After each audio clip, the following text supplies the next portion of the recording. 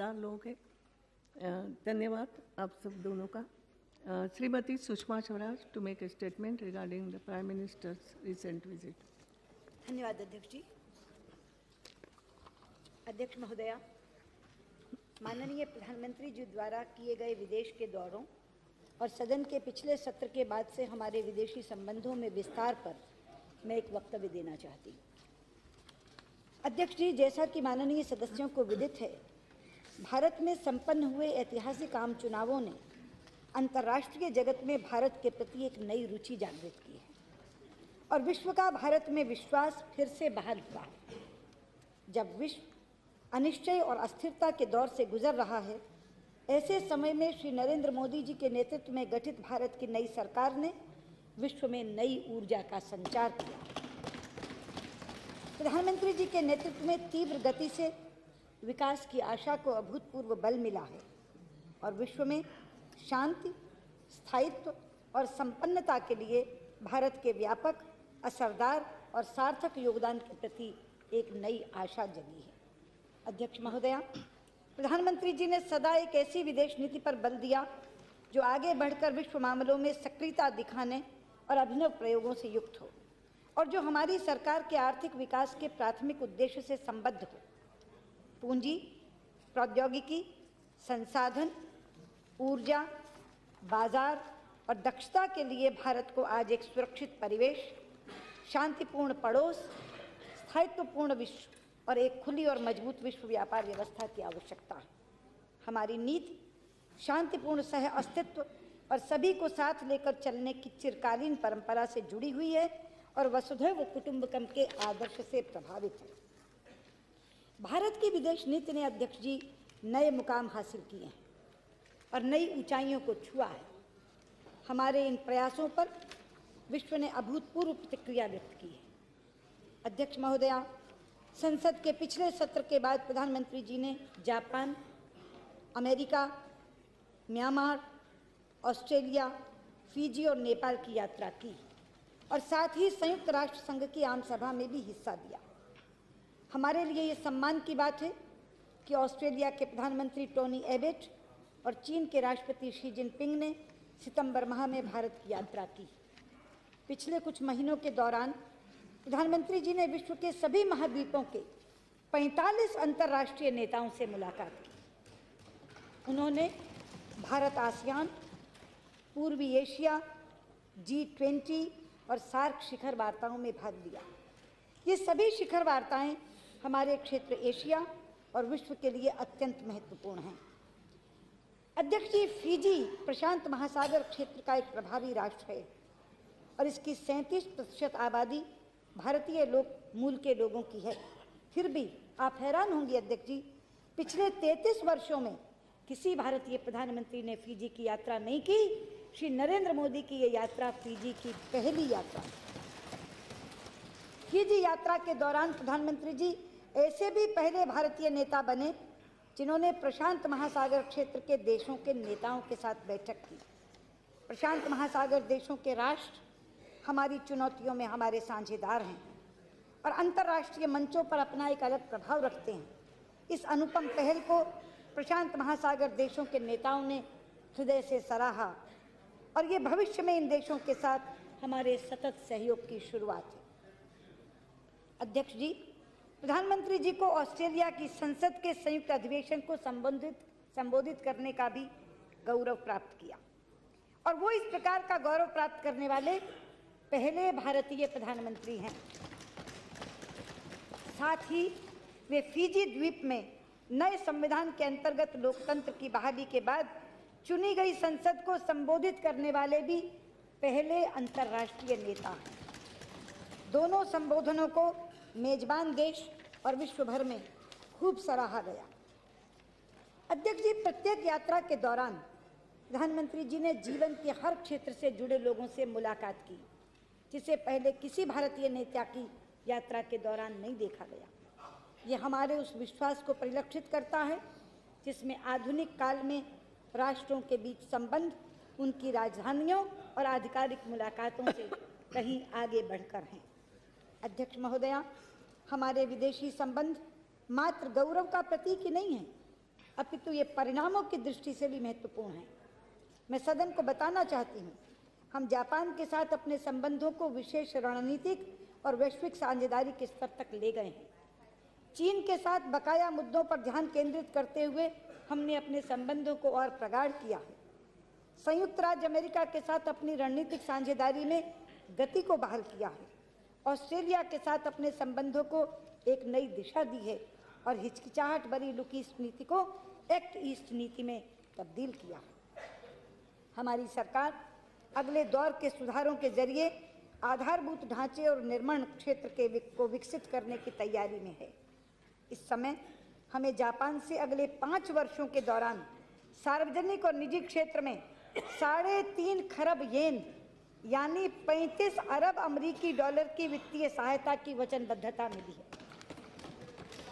चीन के साथ हमने 2 औद्योगिक कॉरिडोर स्थापित करने और 20 अरब अमेरिकन डॉलर के निवेश के समझौते किए हैं। अगले 5 वर्षों के दौरान अमेरिकी कंपनियों द्वारा 42 अरब अमेरिकी डॉलर के अनुमानित निवेश की आशा है।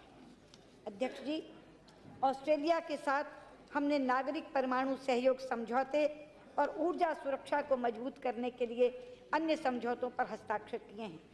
ग्रामीण क्षेत्रों में ऊर्जा की बढ़ती मांग की पूर्ति हेतु नवीकरणीय ऊर्जा के इस्तेमाल के लिए संयुक्त राज्य अमेरिका के साथ एक महत्वपूर्ण साझेदारी समझौते पर हस्ताक्षर किए हैं। अध्यक्ष जी, नेपाल के साथ हमने साझेदारी के एक नए युग में प्रवेश किया, जिसका हमें सदियों से इंतजार था। नेपाल के साथ महाकाली संधि के 2 दशकों के पश्चात 5600 मेगावाट वाली बहुउद्देशीय पंचेश्वर परियोजना हेतु हमने पंचेश्वर विकास प्राधिकरण का गठन किया। इसके अलावा हमने नेपाल के साथ एक नया ऊर्जा व्यापार समझौता किया है। 2 भारतीय कंपनियों को 900 मेगावाट जल विद्युत उत्पन्न करने का परियोजना लाइसेंस मिला है। दोनों देशों के लोगों के लिए यात्रा और पर्यटन को सुगम बनाने के लिए मोटर वाहन समझौता किया है, जो काफ़ी समय से लंबित था। अध्यक्ष जी, संयुक्त राज्य अमेरिका के साथ बातचीत से विश्व व्यापार संगठन में खाद्य सुरक्षा के हमारे हितों की रक्षा और दोहा विकास चक्र की बातचीत को आगे बढ़ाने में मदद मिली। इस पहल से विश्व व्यापार व्यवस्था को मजबूत करने में मदद मिली, जो भारत के हित में है, और साथ ही हमने गरीबों के हितों की रक्षा हेतु उनके प्रति हमारे मौलिक दायित्वों में किसी प्रकार की कमी किए बिना भारत के हितों की रक्षा की है। अध्यक्ष जी, हमारा ध्यान केवल निर्माण और आधारभूत ढांचे पर ही केंद्रित नहीं। विदेशों में प्रधानमंत्री जी ने राष्ट्र हित के बिंदुओं पर भी जोर दिया, जैसे दक्षता के विकास में सहयोग को आगे बढ़ाना, बीमारियों से लड़ने के लिए उन्नत चिकित्सीय अनुसंधान में सहयोग करना, जैसे मलेरिया और टीबी के अनुसंधान में संयुक्त राज्य अमेरिका के साथ समझौता करना, जैसे खाद्य सुरक्षा जैसे हमारे किसानों के फायदे के लिए ऑस्ट्रेलिया के साथ कृषि अनुसंधान में सहयोग करना, जैसे शिक्षा जैसे अगले दौर के भारतीय प्रौद्योगिकी संस्थान स्थापित करने के लिए संयुक्त राज्य अमेरिका के साथ सहयोग पर समझौता करना और भारत में पढ़ाने के लिए 1000 उच्च अमेरिकी प्राध्यापकों को भारत लाने की योजना बनाना। अध्यक्ष जी, क्योटो वाराणसी के बीच विकासात्मक सहयोग की व्यवस्था, अहमदाबाद ग्वांगझू और मुंबई शंघाई शहरों के बीच सहयोग संबंधी समझौते और अमेरिका के साथ 3 स्मार्ट शहरों को विकसित करने की योजना ऐसी है जिससे भारत के तीव्र शहरीकरण के अवसरों पर काम किया जा सकेगा और इससे उत्पन्न चुनौतियों को सुलझाया जा सकेगा। अध्यक्ष जी, बहुराष्ट्रीय और क्षेत्रीय फोरम हमारे राष्ट्रीय हितों को आगे बढ़ाने के बहुत महत्वपूर्ण मंच हैं। संयुक्त राष्ट्र संघ की आम सभा में प्रधानमंत्री जी का हिंदी में संबोधन भारत के लिए राष्ट्रीय गर्व का विषय है। संयुक्त राष्ट्र संघ सुरक्षा परिषद में सुधार के उनके आह्वान से इस दिशा में हमारे द्वारा किए जा रहे प्रयासों को गति मिली है और मुझे खुशी है बताते हुए कि उनके द्वारा संयुक्त राष्ट्र संघ में अंतर्राष्ट्रीय योग दिवस मनाने के आह्वान को व्यापक समर्थन मिला है। अध्यक्ष जी, ब्रिस्बेन में G20 राष्ट्रों की शिखर वार्ता के दौरान भारत में आर्थिक सुधारों को लेकर अत्यधिक उत्साह दिखा। प्रधानमंत्री जी ने काले धन के खिलाफ सामूहिक रूप से अंतर्राष्ट्रीय कार्यवाही पर बल दिया। उन्होंने विकासशील देशों में अवसंरचनात्मक समस्याओं के समाधान के लिए कम खर्च वाले सामूहिक प्रयासों और नवीन समाधानों की ओर ध्यान आकृष्ट किया और नवीकरणीय ऊर्जा पर एक नई वैश्विक पहल का प्रस्ताव किया। उन्होंने क्षेत्रीय व्यापार समझौतों और विश्व व्यापार समझौतों के राजनीतिक प्रतिद्वंद्विता का माध्यम बनने और गुटों में बंटने के खतरे की ओर भी ध्यान दिलाया। अध्यक्ष जी, 10 राष्ट्रों का आसियान समूह विश्व की बड़ी अर्थव्यवस्थाओं में से एक है। विश्व की तीसरी सबसे बड़ी आबादी इन राष्ट्रों में रहती है और भारत और चीन के बाद ये दुनिया की तीव्र गति से विकसित हो रही तीसरी अर्थव्यवस्था है।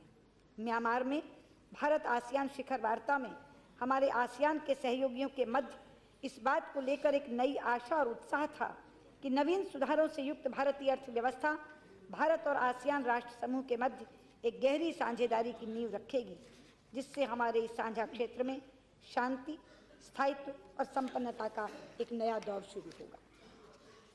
प्रधानमंत्री जी ने नेपिडो की इस यात्रा का लाभ उठाते हुए हमारे इस महत्वपूर्ण पड़ोसी राष्ट्र म्यांमार के नेतृत्व के साथ मजबूत साझेदारी की अपनी वचनबद्धता दोहराई। अध्यक्ष जी, प्रधानमंत्री जी का हमारे पड़ोसी राष्ट्रों के साथ साझा भविष्य में मजबूत विश्वास है, जो उनके द्वारा उठाई गई कई ठोस पहलों से परिलक्षित होता है। पड़ोसी राष्ट्रों के नेताओं का 26 मई को शपथ ग्रहण समारोह में शामिल होना, अपनी पहली विदेश यात्रा के लिए भूटान को चुनना और नेपाल के 17 वर्षों बाद किसी भारतीय प्रधानमंत्री की यात्रा होना इस पड़ोसी राष्ट्र की ये पहली यात्रा थी। काठमांडू में 26-27 नवंबर के बीच आयोजित 18वें सार्क शिखर सम्मेलन में प्रधानमंत्री जी ने दक्षिण एशिया में साझा संपन्नता के अपने दृष्टिकोण को रखा। उन्होंने इस क्षेत्र के सबसे बड़े राष्ट्र और इसके मध्य में स्थित राष्ट्र होने के कारण इस क्षेत्र में आपसी सहयोग और दक्षिण एशिया के राष्ट्रों के मध्य सार्क के माध्यम से और इसके बाहर सामंजस्यता विकसित करने की और भारत के मजबूत इरादों की तरफ ध्यान दिलाया। प्रधानमंत्री जी के दृष्टिकोण और इस क्षेत्र के लिए की गई पहलों से दक्षिण एशिया के हमारे सदस्य राष्ट्रों के मध्य एक नई आशा का संचार हुआ। अध्यक्ष महोदया, प्रधानमंत्री जी ने कई अवसरों पर यह कहा है कि हम अपने विकसित भविष्य की नींव एक सुरक्षित भारत पर ही रख सकते हैं।